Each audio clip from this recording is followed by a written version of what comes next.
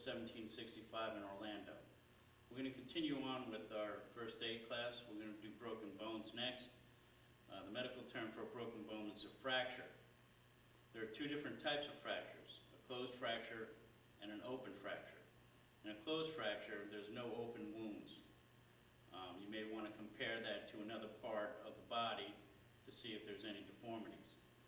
An open wound, bone may be protruding through the skin and there will be bleeding. One way that we do this care for somebody with a broken bone, the first thing you want to do is open the clothing area, expose and examine. And we look for the dot system. Dots is deformity, open wound, tenderness, and swelling. With a deformity, it may not be obvious.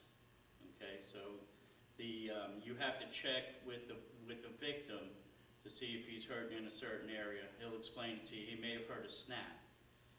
Open wound is obviously, you're going to see an open wound with bone protruding through it. Tenderness and swelling caused by bleeding.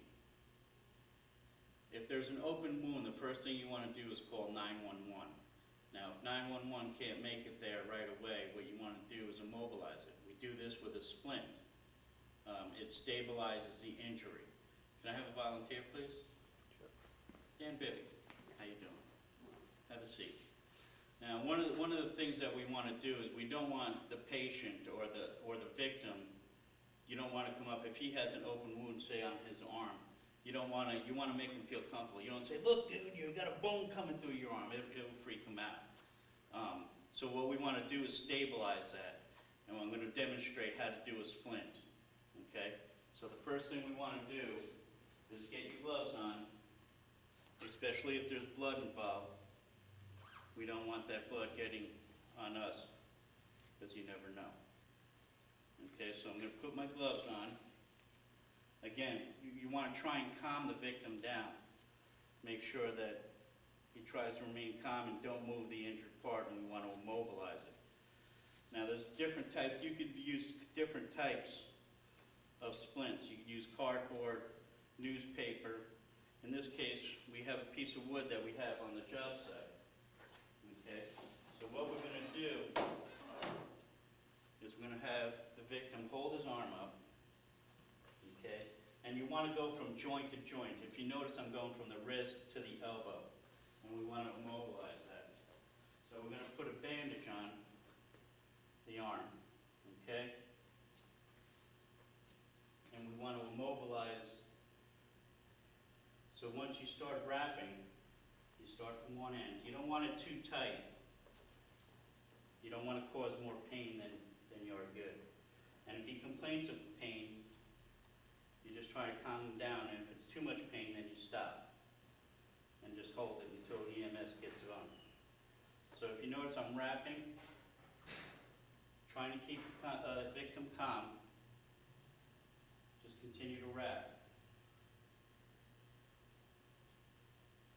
until we get that all wrapped up.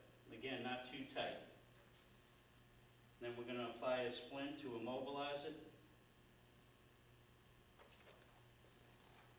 which I seem to have one right here. When we apply our splint, we go underneath,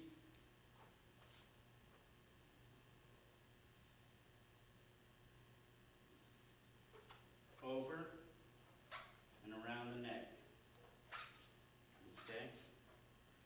Now we also want to keep this elevated, especially if there's a wound.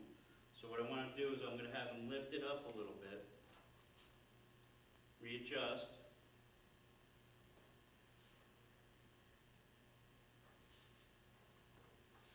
and tie a knot. You may also want to put something behind the neck so to stop from the rubbing on the neck, so we're not causing no more pain. Okay? Then what we want to do, just make sure we're good and tight.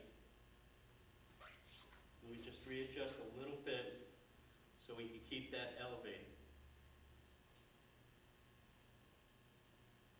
Okay?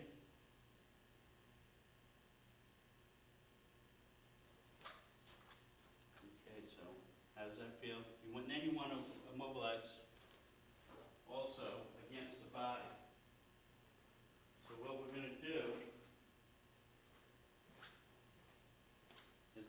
another splint around to immobilize it so it stays tight against the body.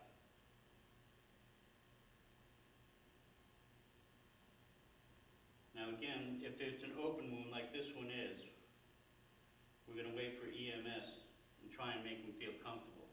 Do not give them any food and drink. Okay? So you want to come over here and relax for a few minutes? You okay? I'm fine. Thank you very much.